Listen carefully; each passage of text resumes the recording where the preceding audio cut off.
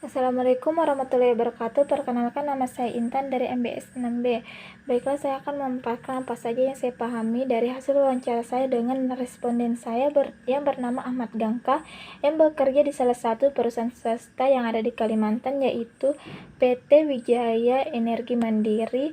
Dia bekerja sebagai mekanik 3, yaitu memperbaiki mobil atau memeriksa keadaan mobil yang pengangkut batu bara. Langsung saja. Yang dapat saya paham di sini tuh, di perusahaan ini dia tuh sudah dalam merekrut karyawan itu pasti dia tuh menjelaskan dari awal apa saja target kerjanya karyawan ini tuh, sebagaimana besar target kerjanya, apa-apa saja yang perlu karyawan tersebut lakukan, dan apa yang tidak perlu mereka lakukan atau tidak boleh mereka lakukan. Dan juga perusahaan itu memberitahukan apa saja dampak dari hasil kerja karyawan tersebut.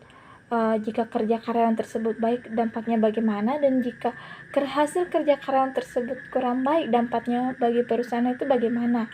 Seperti itu.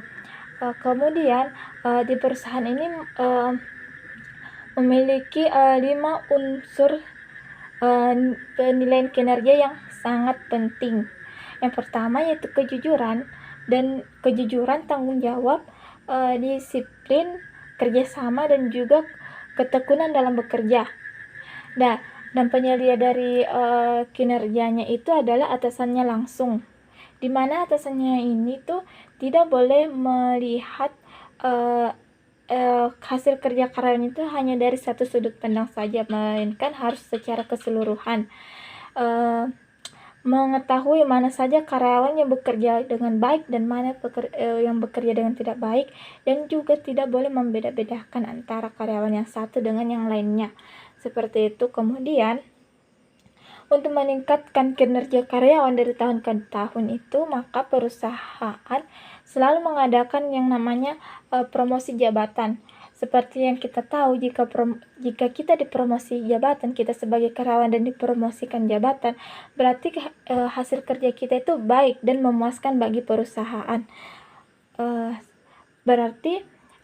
Dan hal ini itu dapat memicu semangat kerja bagi setiap para karyawan untuk selalu giat bekerja, semangat dalam bekerja, memberikan yang terbaik saat bekerja.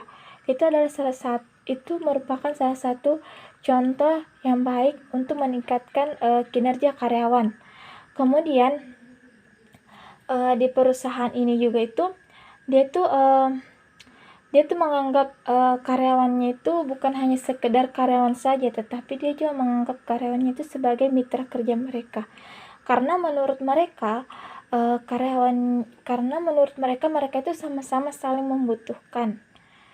Antara satu dengan yang lain. Karyawan membutuhkan perusahaan itu untuk bekerja dan mendapatkan upah dari hasil kerja mereka, sedangkan perusahaan membutuhkan kinerja dari karyawan. Maka mereka sama-sama saling membutuhkan. Kemudian perusahaan ini juga itu menjaga silaturahmi antara atasan dengan bawahan. Mereka itu selalu mengadakan yang namanya meeting atau pertemuan setiap anggota itu di waktu-waktu yang tertentu.